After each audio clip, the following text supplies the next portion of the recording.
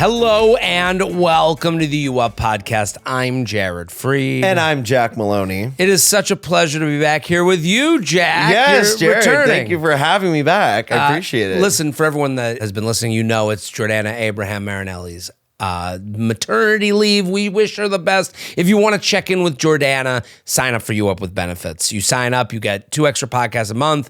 Jordana and I go over Zoom. We're going to check in on her, the babies and all that stuff. So if you want an update from Jordana, go sign up for You Up with Benefits. We love doing those episodes. People really genuinely seem to like being a member of that subscription. We don't lose people, which means a lot to us. So go, sign up. The link is in the bio of this episode. Jack, how are you? What's going on? I'm doing great, Jared. You were on the show. People loved you. I was on the show. It was so much fun. You were great. This is so silly, Jared, but I always think about this one line you just said, like a certain type of way where you just go, Otters only. I watch that clip all the time for no reason. I'm just like, the way Jared said that killed me. It was so Otters funny. Only. Otters Only. I was like, that's the gay community in a nutshell. Otters Only. My new account. That's my new website where I put out my otter. Yep. My otter, pictures that I take. I've been seeing that. Yeah, I've been seeing that. But they're like otter. Join but they my wear, Otters but, Only. But you put little hats on them. Yeah, love a little only. hat on an otter. Jack, what's going on in your dating life? When we last God. checked in, you were like getting out there. I was getting out there. I still am. Okay. Yeah, but I think there's been some developments. Please. So I don't know, what was that? Couple months ago, 3 months ago, 3 4 months. ago. Let's call it Yeah, that. it's been a minute. So yeah, I was really getting out there, and when I was last on, I felt like I was really just trying to meet a lot of people. And now I would say I'm doing the same, but like with slightly more intention. Okay. And so I have kind of a dichotomy in my dating life right now. Okay. I cannot lie. I have this one half of me that is like really dating with intention, like I'm looking for a boyfriend, and then another half of me that's kind of just slutting it up, if I'm being so honest. I think this is where, that's gay, straight, however you identify, that's like a man. Yeah. This is where a lot of women get frustrated with men. It is. Because we have a mostly straight female audience, but we cater to all backgrounds. But for those women, they go, why would this guy say he wants a relationship and now he's getting weird? And now, because there is this like devil, angel thing going on. Constantly. And honestly, girls, looking at you, as a gay man, I can completely empathize with you because I deal with men. But as a man, I am a man. So I know how we think too. And I know I'm capable of the same evil. This is why I'm calmed by the gay community. Right. You're calmed. I feel better because I feel crazy. I'm like, wait a minute, I do. And then you hear from a guy who goes, listen, I'm operating the same as you with men. And then I'm dealing with men in the same way that is, not personal. I think like the fear with dating. And I think most people don't want to be evil. I completely agree. And I would say, honestly, the homosexual dating patterns for both lesbians and gay men offer a really clear microcosmic example of the problems of women and the problems of men. Okay. I'll start with the problems of men because I am one. We have this dichotomy. I want a serious relationship, but I kind of also want to get laid. And I'm always looking for both of those things. Right. And sometimes they're with different people. And sometimes I feel like a shitty person because I'm like, I'm on this date with you, but now I'm really thinking about having sex with you. Then you have a lot of my lesbian friends who are like, we meet for a week and then they want to move in together in a month. So it's like the emotions and the emotionality is doubled. And with gay men and gay women, you have men squared or women squared. Right. So it's like, I always say, I truly think men and women balance each other very well. That's an interesting way to put it. Women force men to be more emotionally intelligent, more like connected to like the humanistic part of the relationship. Right. And I also think men can sometimes bring girls out of their shell a little bit, force them to maybe have a little more fun. Chill on it a little bit. Take some time. Let's have some fun. Exactly. Yeah. And that's not always a rule, right? Girls can get a guy to chill and a guy can get a girl to be more humanistic, etc. But like when you have two men or two women, it's like you have the patterns of the sexes squared. So you really see that. That's an interesting way to put it. So we're going to do some emails here. We got an Ick Or Picky. We have Jack is here. Jack Maloney is here. Go follow Jack. You've seen him on all the Betches content. He's killing it, hilarious, does stuff on his own. So you want to go follow Jack Maloney. That's right. And he's also doing Betches Video Club. It's a podcast where they basically go down nostalgia road and check out some old movies and TV shows and then have it out. I think that's a great idea for a show. At the Jack Maloney. Let's do an Ick Or Picky. Ready? All right, let's do it. So we know the game here. Ick Or Picky. You're dating someone, one thing happens. You're like, is it a valid ick or are you being picky? Dear J&J, medium-time listener, hoping one day to be a long-time listener. Love the pod. I'm 31 female, recently reconnected with a guy from college. We had a really great first date, easy chemistry, great conversation, and quick goodnight kiss. I was feeling optimistic. So second date, not so optimistic. We had a good time, but wow, our kissing styles did not mesh. He was very aggressive with a stiff and too plentiful tongue. And his attempt at second base felt eerily similar to a breast exam at the gym. So how would that be? Like, is he like clamping her titty? Yeah, he must be like using like muff hands or something, right? Like medical hand, right? Going real claw-like. Yeah, we're kind of. Oh, or it's either. I feel like it's either mittens or knives. Oh, that's interesting. Something that's like really unnatural. So, right? Because I thought Could be it was a this. snapper, but you think it's more of a cupping.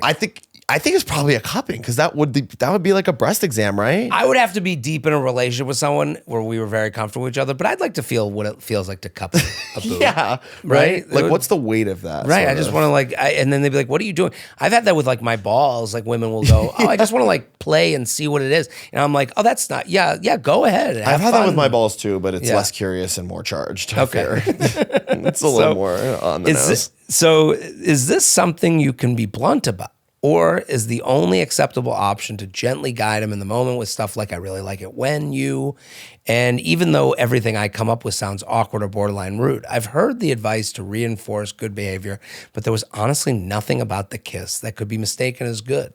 I actually really like him, but I'm so turned off by the kissing that I don't think I can get past second base unless something changes. So Ick Or Picky, he kissed like a medical professional looking for romance, not a medical exam. So have you dealt with this in your life? Have you ever been... Yeah. Do you have an example of like I have a a guy? perfect example of a guy. Yeah, this was actually from a while ago, from high school. But I remember this guy was seeing super handsome, really into him. And I would Same assume situation. high school. We were both high schoolers. But I'm saying in high school, it's always awkward. But like, of course, you guys are both in high school dealing with your sexualities. It's a little bit like, who do you talk to? Who do you take examples from? There was no heated rivalry, so you can't even like look to an example on TV. Nope. I guess you got porn. We got porn. And that's it. That's kind of scary. We had SeanCody.com, which for the gays out there. I don't know it. Yeah, you don't need to know it, Jared. Okay. Don't worry. You don't need to know anything about that. How would you describe SeanCody.com? Like a fraternity naked. That's what it feels like. Okay, so... Or go in the gym, undress all the guys, and just have them keep doing what they're doing. Okay. That's SeanCody.com. Okay. But Plug City. So crazy place to be. I would say though, this also, experience. you can go to jaredfreed.com for a very different, thing going on. Tickets to my shows, Vancouver, Tempe. I'm going to be in Seattle. So, okay. And if you really love Jared, you can also go to ottersonly.com Ottersonly.com. where you can see otters and hats. Thank you. Otters and hats, otters with clams. Yes, otters. Yeah, all otters. All Otters only. Though. Otters only. I actually would say though, my experience with this guy was where I developed a certain very particular opinion about kissing. So he was so handsome, whatever. We went on good dates. And when I would kiss him, I felt like I was kissing a wall.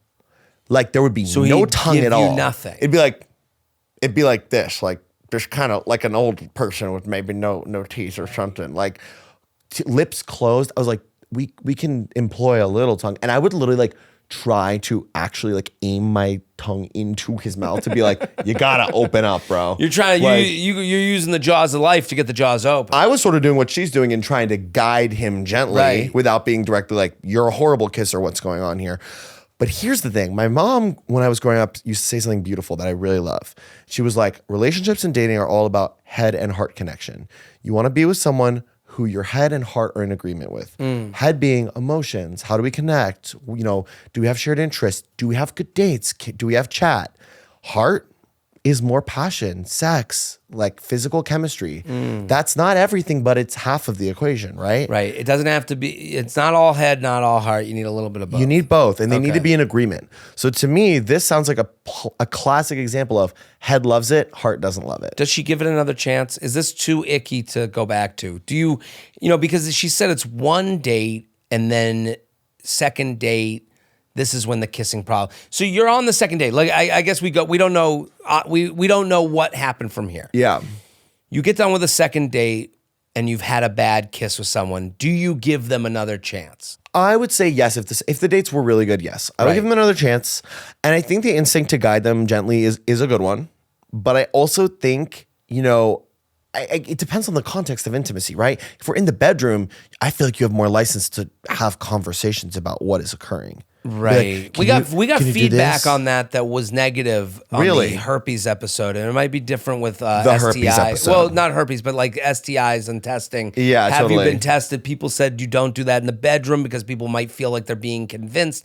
I guess this is different because it's like kissing and I'm talking- maybe feedback yeah. could be easier because we're both being vulnerable. We're both in a state that I mean, do you not feel like when you're like in the situation of deep intimacy of like in the bedroom where you can kind of be like, ooh, actually like put your hand there. Oh, I like when you do this, or just like encourage this. She said that there's nothing good to give a compliment on. And I think That's tough. I think let's wait on that. I think let's wait. I think if I was on a second date with someone and we made out, I would assume the make out happened, and in context matters, in a place that I would not normally make out. Yeah, I agree. Street corner, Agreed. car, restaurant, door front. It's in a place that doesn't really make my kisses land the best. Yes, I would agree with that. Like a show. Like if someone did a show at a bar, I would go, okay, I did my best considering the surroundings. Right. So let's have some empathy for the venue that you had the first kiss. Let's just Agreed. have empathy for you went for it. Like let's Yeah. be happy with the action that took place. You both were on the same page. Like let's look for the positives. You were both having a good time. You were in the same universe as each other. You had fun. They had fun. Now, let's give credit where it's due. You had the kiss. Yeah. Okay, the kiss was underwhelming. Yep. But great first date, great second date until the kiss. But here's the thing. I have to flag.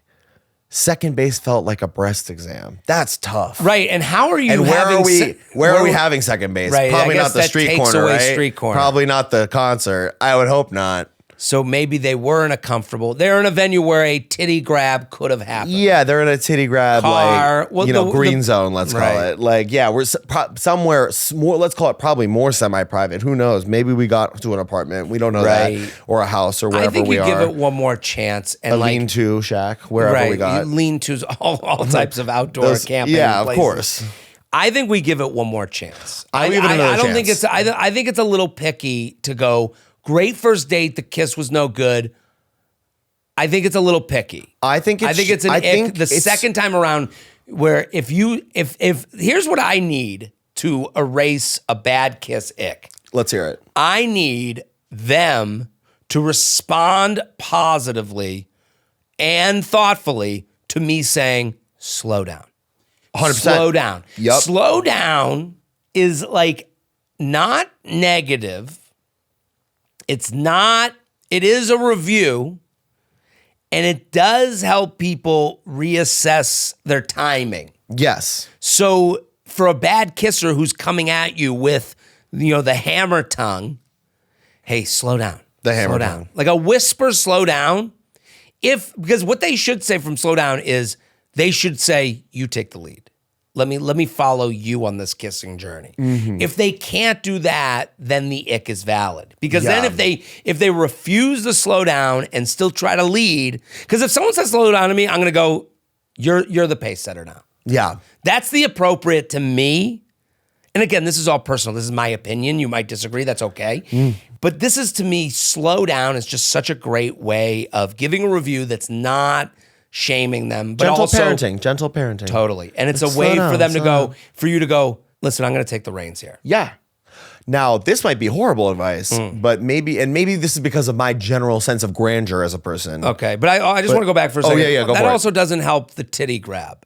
I'm No, just the saying titty grab is- that's for kissing. We're in a different, that's a different part of We the bar hope graph. the slow down makes it so they rethink their grabbing of the titty. Yeah, because if we're kind of doing cup and way, hope we don't that they want go, that. oh, I've been wrong on everything. Let me unbutton the shirt. You guys take the Totally. reins. Okay, go ahead. I'm sorry. No, I was just saying, I think, and this is probably just my general sense of grandeur and value of whimsy, but I like to sometimes, in a sexual context or in intimacy, just like be like, okay, imagine if I was in a movie and I wanted this date going because it's really good, or because the date was really good, but it's not going the way I want it to. Like, how could I like keep the spark? How could I keep it cinematic, but like direct him towards the way I want him to be? You know what I mean? So how would you do it? So how would I do it? I would stay in the zone of like sexy time, like maybe with tone of voice, or like, and kind of be like, ooh, like really good when you do that. Ooh, wait, maybe try this a little bit. Like, right. You know what I mean? I guess like, she's saying I have nothing to say really good on. I know, and that's the tough part. That's the problem. That's the tough part. I do understand. But, yeah. But I agree with you that we should have a third date, because I think if we had an okay date and the kissing sucked, I'd be like, all right, we're done. Bye. But if you're telling me we had a great date, we had a history, optimistic, except this. give it a shot. Maybe you need to reset the context. We don't know what the context of titty grab was. Where were we? So I would say maybe think about wherever that context was and try to make a better one for this next time, and see if you can cinematically coach him. Right. So our advice for the Icky or Picky, we're saying it's a little picky, but with ick as an option. Yeah. We're not saying it's not icky, but we're in picky land. Yeah. On date 2, everything's great, but a bad kiss and a weird titty grab. We're saying change the venue, whisper your words. Yeah. And how about, let's see how they respond to a slowdown. Yeah. A slowdown. I like slowdown. I really think, but I I agree with you. Let's get the venue to... speed bumps ahead. Slow down. We are pausing this episode with Jack because we have an exciting story that just came in and an exciting new sponsor. It's time for Smashing the Breakup, brought to you by Sonic. Sonic wants you to break up with your burger, the overpriced, low-effort one that's been doing the bare minimum, and upgrade to their new all-American smashers. Hand-smashed Angus beef, made to order, classic toppings, starting at $6. We have a voicemail from a listener who wants some honest advice on moving forward from a messy breakup. So let's go ahead and take a listen. Hi, J&J. Looking for some outside perspective on a breakup that I went through recently. Maybe you can talk me out of doing something crazy. I broke with my last boyfriend not long after he lost his job. I know how that sounds, but I didn't break up with him because he got laid off. We were having some other problems in our relationship, and it was just time. When we first broke up, I felt really awful about the timing of all of it because I'd been laid off before, and I know how terrible it feels. Despite that, I thought we ended things in an okay place, but recently one friend spilled that he has been talking to people in our circle that I only ever wanted him for his money. It's just hilarious. I have my own money, and that's not why we broke up, and he knows that. If I was more spiteful, I would air out all of our dirty laundry from our relationship and make a big mess. But I don't want to do that. I just want to be chill and go our separate ways. I don't want to engage with his bullshit, but I also don't want people thinking I'm the villain here. I'm not a petty person, but I can go there if I need to. So how would you navigate this situation? Thanks for all that you do. Better than revenge, bitch. I love this because it's a tough one, because the consequences of ending something with someone is that they have a story that people will agree with more than you.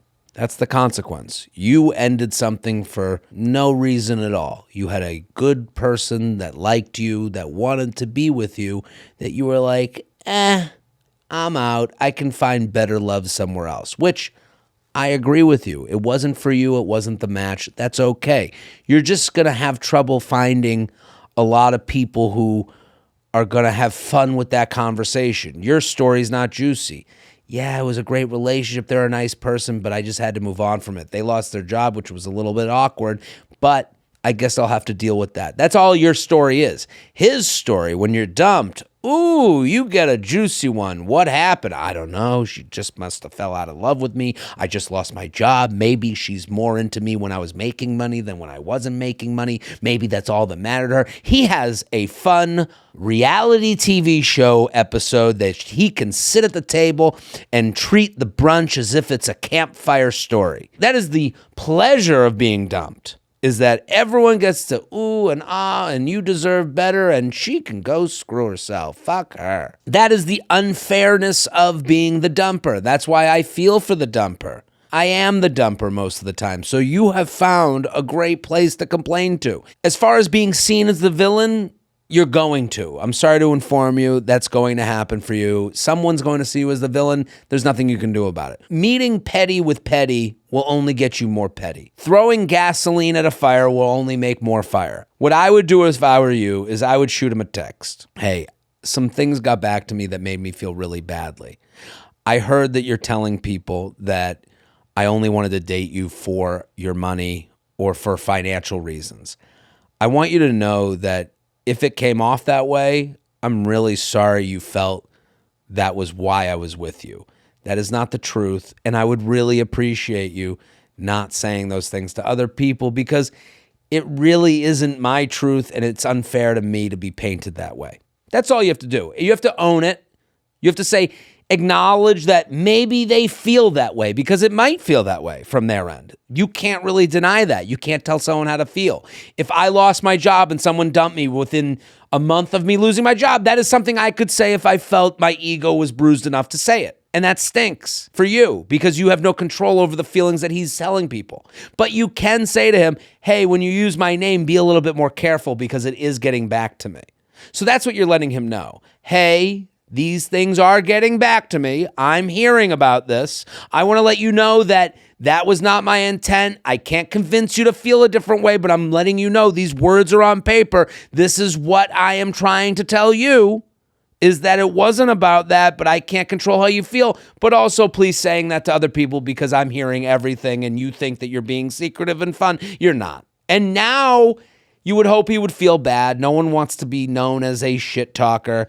You would hope that he would take it back. The people he said it to will never unhear what they heard, but at least you have sent some sort of warning to let him know that his words are being heard. So I hope that helps you. I think you need to let go of this. I don't want to be the villain. You are. When you dump someone, you are. You are in a position of power. You are punching down. They're the loser. You're the winner. You're going to find hotter. He's going to find nothing. That's okay, but we're going to move on. You can send one text. That's all for Smashing the Breakup. Thanks again to Sonic. Remember, breakups are about growth, and sometimes the best way to get over a breakup is by upgrading your standards, including your burger standards. Break up with your burger and try the Sonic $6 All-American Smasher meal instead. Let's do another email, uup@betches.com. Jack Maloney. You're killing it. This is the second time on the show. So glad to hear. Also, I have to point out we're still J&J. We're still J&J. You don't even have to change that. We keep it consistent. We can keep that. I love it. All right, let's go. Let's do it. Do another email. We got an advice email. All right, you want me to read this one? You read it. Go ahead. Hi, J&J and J. I am 24 and a trans woman, and I'm writing because I'm feeling really discouraged about dating and about not being seen as a real option. Recently, I was at dinner with friends, and we were talking about this cute guy. Everyone kept saying how sweet he was and how they needed to find him a good girl to date. Half joking, I said something like, hey, I'm available and willing, and everyone laughed and kept going on about finding him a nice girl. I even doubled down and said, like, hello. And while I was joking on the surface, it was very clear that no one actually saw me as a serious option. So first of all, girl, hearts out to you. Hearts out to you. No, this sucks. Yeah. This sucks. So let's sort of heighten it. What made it hurt more is let's heighten it. I don't want to. I don't want to heighten it, but it heightens, I fear. What made it hurt more is that these people are people I consider friends. They affirm my gender, use the right name, and call me a girl. But when it comes to real life dating, it feels like there is a disconnect. None of them would ever think to set me up with one of their straight friends. And it made me realize that being affirmed socially does not always mean being seen romantically. For context, I have not medically transitioned, and I understand that might be part of it. I'm not expecting everyone to be attracted to me, but what hurts is the assumption that no straight guy ever would be simply attracted to me because I am not a cis woman. It makes the dating pool feel incredibly small. It makes me question if I'm being realistic or if I'm internalizing something that is not true. So my question is, how do you cope with feeling invisible or written off before you even get the chance? And how do you talk to friends about this without sounding accusatory or insecure? Thanks for reading and for everything you do. Complicated. I think this is complicated. This is very interesting. It is very interesting. And I'm very curious, honestly, about your perspective as a straight man. Because I feel like I have the queer eye in where I know so many trans girls, and my absolute best friend in the world actually happens to be a trans girl. And it is a very, very, very, very challenging experience for dating. No. Because you have gay men want to date men, straight men want to date women, and trans women are women, but are they women in the eyes of straight men because they were born male? So it's like, then they're thinking about, oh, well, do you still have a, Well, let me start with you're bringing me into a world where I feel like I don't want to say the wrong things. You know what I mean? And I just want to, please, if I make a wrong step, I'm giving you the permission to treat me like a big dummy and tell me when I'm wrong. Because Will do. But this is also part of my answer. Okay. Is that I think there's such, again, what they're dealing with is friends who are somewhat being performative, in my opinion. Like their friends are saying all the right things, again, in the way that I'm trying to say the right things, but what do they truly feel? And I'm sure she feels that and knows that from certain people. I'm sure there are friends she knows are like, we have this with comedy. Let me relate it to something. Yeah, relate to that. When I tell someone I'm a comedian, I know right away when they're like put off by that, don't get it, and when they get it. And when they're like wonderful people I want to confide in. And I'm sure she has that too. She has levels of feelings that no one can tell her how to feel when someone's like, oh my God, like they're talking about something, or when she said they're using the right terms, and it's like using the right terms doesn't mean that they see you as the way that you want to be seen or asking them to see you.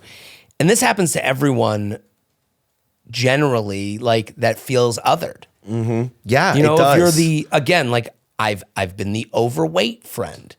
I've been the friend that they don't see you as the person they would fix up. I've been the funny friend. I get that. Again, so like to make it so, to kind of like normalize this, which is, I would assume, what she wants. Yeah. Is to be just a part of the conversation. Yes. I think it sucks because what her friends, and again, like this is nothing about the prospective men as much as it is about her friends. Yeah. To me, right? And I mean, like obviously we don't know her friends. We don't know who they were talking about and how they're connected, but I completely agree with you. I mean, listen, from my own experience where I felt othered, I definitely have been othered within the gay community before. The gay male community can be very harsh, very visual. It's men, right? So they're looking for a certain body type, a certain size, a certain something. And there was a period of my life where I was overweight, and like that period proved a lot harder for me dating. Right. And it's also a lot of your own insecurities that, too, where you go compound, and again, like when she hears everyone discussing this guy who's single, and then they don't bring her up as an option, she's saying it's because I'm a trans woman. Yeah. It might be this guy likes certain types or they know something about his dating history, or it might be exactly what she thinks. We don't know. It might. And it again, might. my plight is with weight, and our plight is weight or comedian is not the same as hers. Totally. We're just trying to relate. 100%. Just like relating to the idea of feeling othered. Right. And like there are many ways. I think what becomes challenging about the trans experience is like when I was overweight, I could decide what I wanted to do about my body. And then that decision and the autonomy I had there changed my outcomes. And that's not me saying everyone should lose weight to date, but I just felt like, because I know the environment of gay men and of gay dating, I was like, I feel like maybe if I lose some weight, maybe I'll have better chances. Turns out I did. I had to make peace with the fact that that was a truth, because I think I also had to realize I was just as beautiful when I was heavier as I am now. Right. I'm no different now. Internally and even honestly externally, even with less weight. And I had to get to a point for myself where I could say, you are so beautiful and you deserve love, in the mirror when I was at my heaviest and felt physically the ugliest I ever was. Right. But then I had to realize, if I keep saying that to myself and about myself, I will never exude the energy of somebody who is attractive. Well, but You know? also, this is the thing you can't really get ahead of. Like, you can tell yourself how to feel and try and work on that, but then your friends say one thing that Right. doesn't fit in line Yeah. And- with the way you would wish them to act. Yes. And on that note, I want to really shout out too that my journey and the things I just talked about are much simpler, I feel, than the Right. trans female experience. There's so many more barriers. Let's even talk about the fact that she's like, for context, I've not medically transitioned. Okay, well, Right. there's a million reasons why that might be. It's expensive. It's inaccessible. We don't know where she lives. Is it even legal anymore? I mean, we're in a time in our country Well, where that's becoming a problem too, But you know? beyond that, she just wants someone to go, you're into men and you want to be thought of, like, to simplify Like a girl. everything, like, well, thought of in the context of dating. Yes. Like, you want to be thought of, you want to be in the conversation with Yes. your friends. And right now, this is a show that your friends aren't thinking of you as an option for someone who might want to date you. And then they're assuming for them. And now you're seeing it. That's the problem, is I'm Yeah. getting an honest answer from my friends. And before I was getting a maybe not as honest answer. And I think to Yeah. say to your friends, hey, I told you I wanted to maybe date this guy. I think this is like an argument with the friends. The guy is like kind of separate.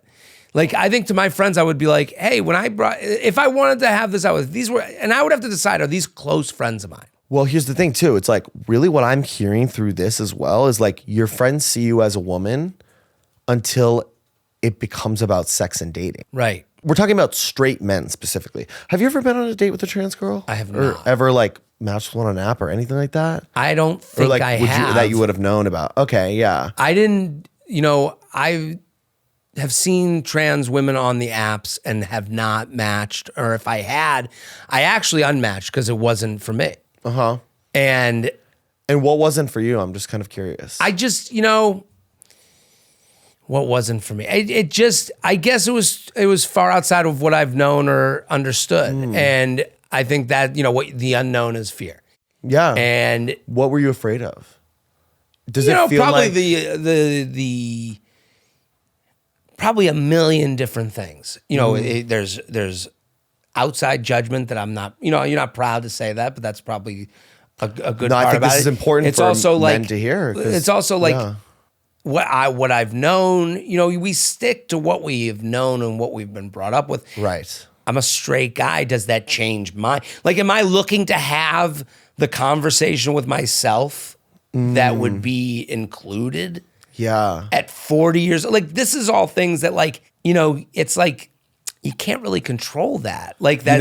It's so interesting that you say that though, because that's, I think, what I was that's one of the main things that comes up in my brain is, do straight men feel like if they date a trans girl, that their identity is somehow not threatened, but in flux or in a way that makes them uncomfortable? if you want to think about the plight of a straight man, which no one's really concerned plight of a straight with, man. I I'm deeply interested. here's Tell the me thing. about it. I talk a lot about like a finger in the butt during a blowjob. That I'm like, that is pretty amazing. It's like putting bacon on a cheeseburger. Okay, and when I talk about that, I think it's funny, but it's also like it's pretty unbelievable. I'm okay with that. I've jokingly referred to myself as the Rosa Parks of straight male ass play. I'm okay with my sexuality enough to have that out and make those jokes. But there's someone out there who's like, finger in the butt during a blowjob, no fucking way. They don't know how to deal with it in the way I kind of stammered on about dating a trans woman. I Right. would think that they have a similar thing. The problem as a straight man, and this is just society. I'm not going to fix this. A woman coming out and saying, well, he likes, if I went to a bar and I was in an argument with my ex-girlfriend, and I said, well, she likes, and she walks in the bar. We're at a bar, my ex walks in, she screams out, he likes a finger in the butt during a blowjob. Everyone's like, whoa. There's a reaction. Right. There's what's his deal? Is he off? Is he different? What's going on? If the reverse happened, if I walked into a bar and my ex-girlfriend was there and I was like, she likes a finger in the butt when I go down on her. Everyone's like, all the men there are going, oh, that's pretty hot.